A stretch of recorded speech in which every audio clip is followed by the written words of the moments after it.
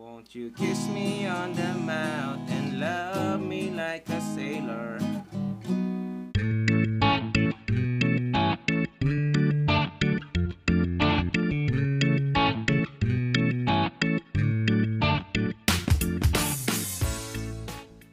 Hello guys! Welcome sa ating bagong video tutorial. Ang natuturo natin sa inyo ngayon ay yung no capo version ng kantang Sailor Song ni Gigi Perez. Okay?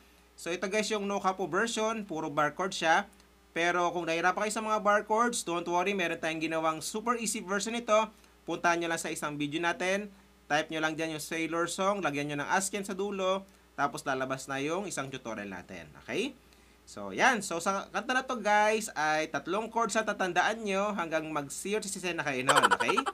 So, tatlong chords lang hanggang matapos na yung buong kanta. Okay, so papadinig muna natin sa inyo guys yung kanyang verse para may idea kayo kung natuturo natin, ha? So, doon mada sa may I saw her in the rightest way. So, hindi mada, no? So, paano yon? So, yung mga chords muna natin guys, para sa intro ay E major 7. Ganito. Yan. Yan, E major 7. So, ito ay 5th string, ito ay 4th string, ito naman ay 3rd string. Okay?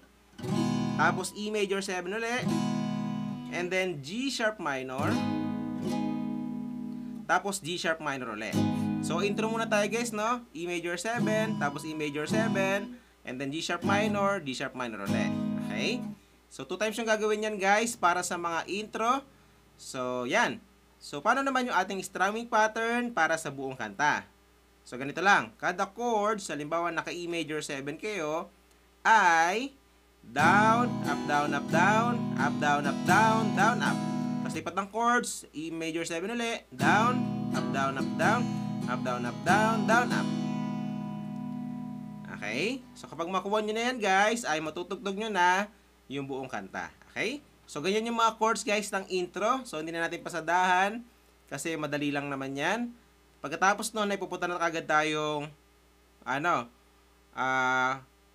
buong chords para sa buong kanta. No? So, ganito na guys yung, di ba, pagdating nyo ng verse, pare-pareho na lang yung mga chords. So, pagdating nyo ng verse, ganito na yung chords niya. So, mga chords natin guys para sa buong kanta ay E major 7, tapos G sharp minor, and then B, tapos B ulit. Okay, so ganyan na yung mga chords niya guys para sa buong kanta na. Okay? So, same pa rin yung kanyang strumming pattern. Kanta na kagad natin siya para mas makuha nyo. No?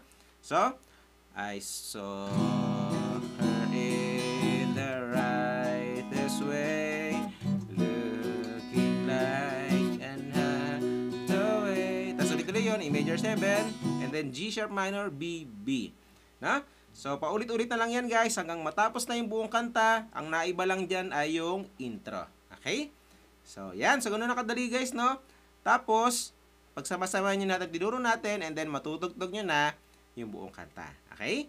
So, yan. Again, kung nahirapan kayo sa mga barcodes, puntahan nyo isang video natin para matutunan nyo rin ito.